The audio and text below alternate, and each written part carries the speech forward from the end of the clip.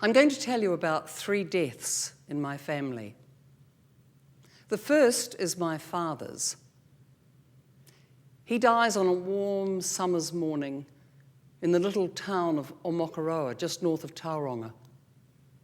He's 80 years old, and he has coronary heart disease and lung cancer. But we managed to keep him comfortable and relatively free from pain. My sister is a nurse in Seattle, and she comes out to help my mother and myself nurse him. We're really relieved to see Suzanne because it gives us the confidence to feel that we're going to be able to look after him. The district nurses are around, and they come by and they say, "Oh, you don't need us, you've got it all under control." But it actually is nice to know that we've got them as a backstop. Over the final weeks of his life, we nurse him on a 24-hour roster. He's never alone. My dad is a World War II veteran, and I think having survived the war, he really did regard the rest of his life as a bonus. At the end, he said, "You know, I could have my whole life over again and not change a thing." So when I think about death and dying, and I think about my father, if there's such a thing as a good death, then I think he had one.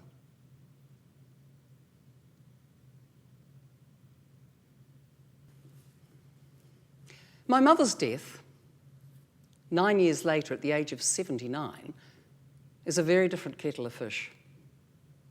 My mother's one of those people who dislikes and distrusts doctors and tries to avoid going to them as much as she can. So a bit of abdominal pain becomes, "Oh, I think my sciatic nerve's playing up again," or "I think I've got a low-grade infection." In fact, what she has is advanced ovarian cancer. She ends up in Wellington Hospital.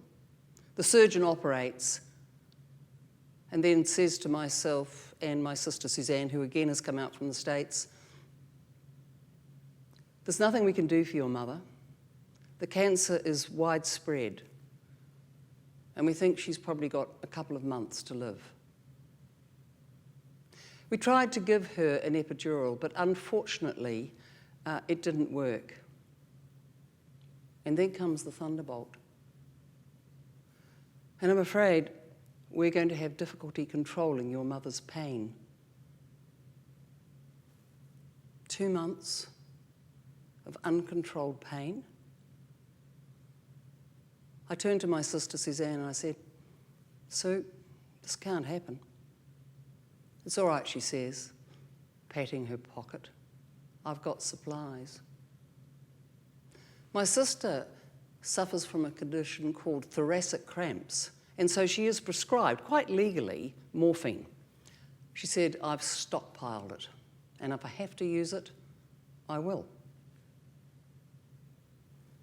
As our mother's pain worsens, we put pressure on the hospital staff, to such an extent that they call over the palliative physician. We have what I can only describe as a coded conversation with that physician. Later that evening, our mother is dead. Neither my sister nor myself have any feelings of guilt about that. We did the right thing. We did what our mother would have wanted. The only thing that haunts me about the end are my mother's final words to me. "They wouldn't treat an animal like this."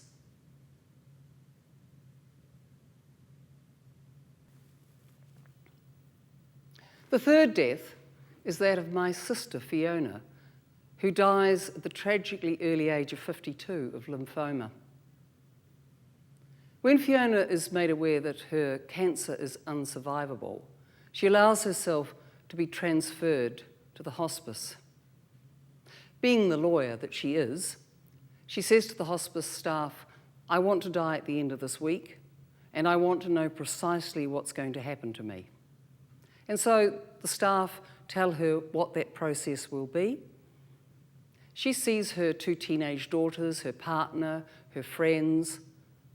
She says her farewells to us all, and as requested, she dies at the end of that week. These stories about deaths in my family have made me think long and hard about euthanasia. How many more people need to die in agony, like my mother, before we accept that assisted dying is actually the only humane way to go? I faced my own brush with death when I had breast cancer in my late 40s and a double mastectomy. But you know, it's funny, being in that situation made me less afraid to think about death and dying. You face your own mortality, you have to think about it.